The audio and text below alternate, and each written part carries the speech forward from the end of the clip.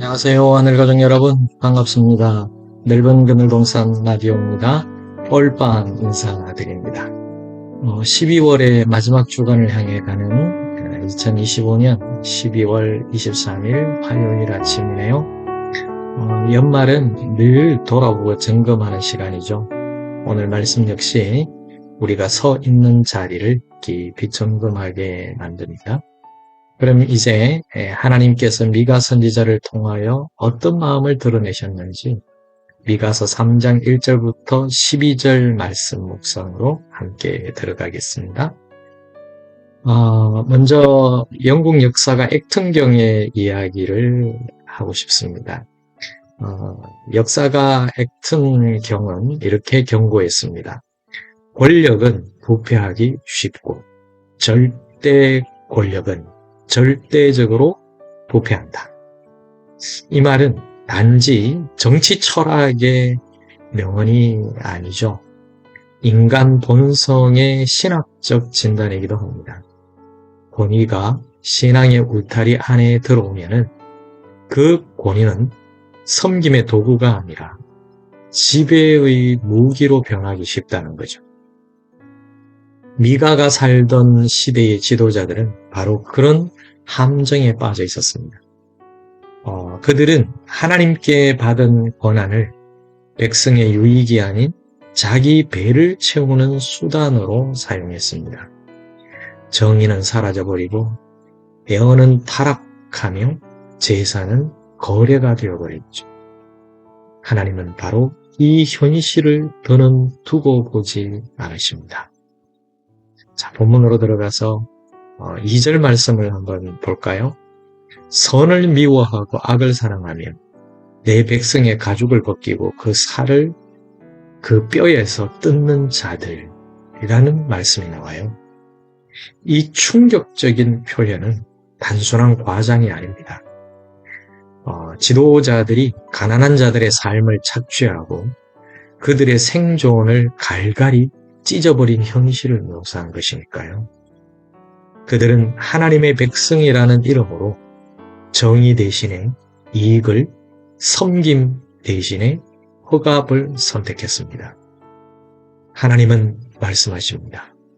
너희가 불의하게 부르짖을 때 내가 듣지 아니하리라.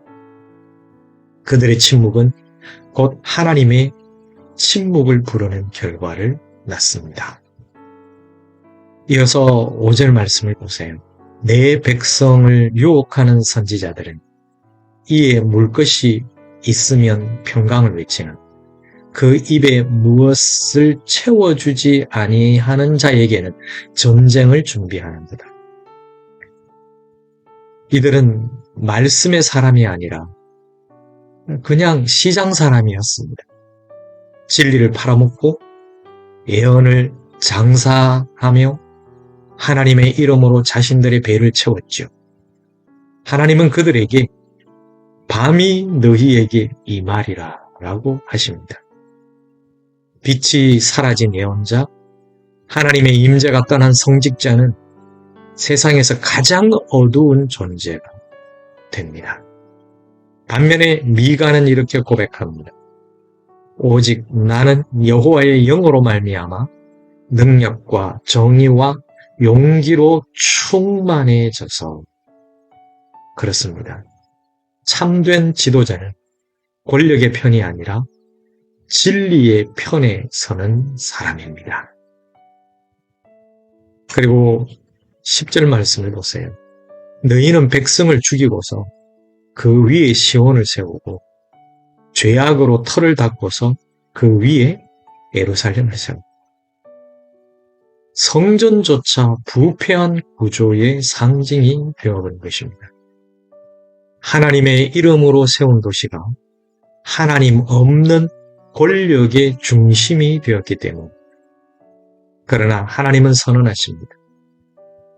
바로 너희 때문에 시온이 밭 갈듯 뒤엎어질 것이며 예루살렘이 폐허더미가 되고 성전이 서 있는 이 산은 숲을만이 무성한 언덕이 되고 말 것이다. 이 구절은 훗날 예레미야 26장에서 인용됩니다.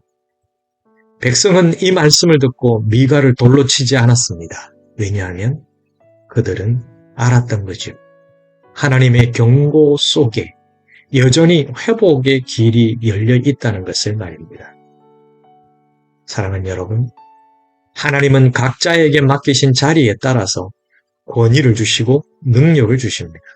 그러나 그 권위를 자기 영광의 도구로 사용할 때 그것은 더 이상 하나님의 권위가 아닙니다. 오늘 우리에게도 같은 질문이 주어집니다. 너는 맡은 자리에서 하나님의 뜻을 이루고 있는가?